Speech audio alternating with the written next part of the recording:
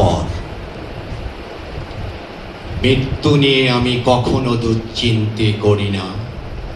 মৃত্যুর পর দেহের কি হবে তা নিয়েও ভাবি না। আমার মৃত্যুর পরে যা করণীয় দরকার, আত্মীয় পাড়া প্রতিবেশী সবাই করবেন তা। আমার মৃত্যুর পর দেহকে প্রথমেই পরনের পোশাক খুলে বিভ্রস্ত্র করা, গোছলের জন্য প্রস্তুত করে গোছল শেষে আমায় কাফন পরায়ে আতর সুরমা সুগন্ধি লাগানো দ্বারা আমাকে চিরবিদায় জানাতে বহু মানুষের সমাগম হবে আমার নিজ বসত বাড়িতে। আমার দাফনের জন্য তাদের কাজকর্ম এবং নানা রকম সময়সূচি বাতিল করবে। আমার মৃত্যুর পরে আমার সকল জিনিসের অধিকার হারাবো আমি। আমার দায়িত্বগুলো অন্য কেহ সম্পাদন করা শুরু করবে। আমার ধন সম্পদ সকল কিছুই ওয়ারিসদের হাতে চলে যাবে।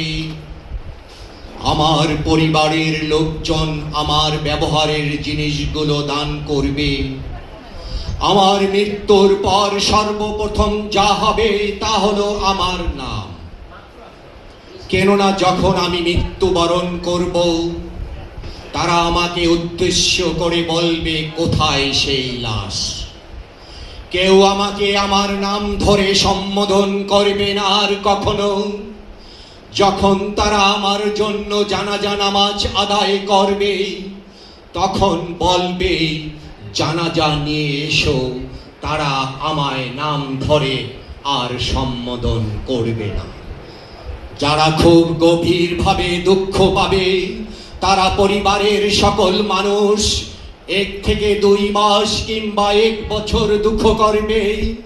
তারা আমাকে স্মৃতির মণিতে যত্ন করেই রেখে দিবে।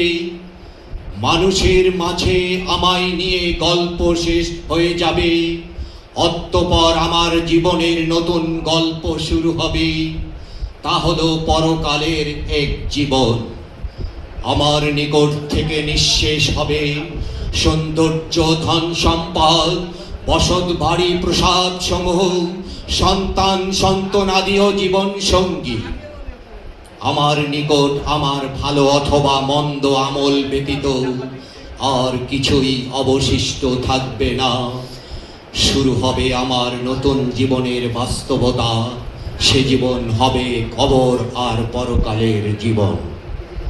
আমার মৃত্যুর খবর পেলে তোমরা আমার লেখা কাব্য গ্রন্থ, কবিতা, পাণ্ডুলিপি পুড়িয়ে ফেলো না। সব কিছুই তোমরা রেখে দিও তোমাদের স্মৃতির মাঝে। অসংখ্য ধন্যবাদ সকলকে।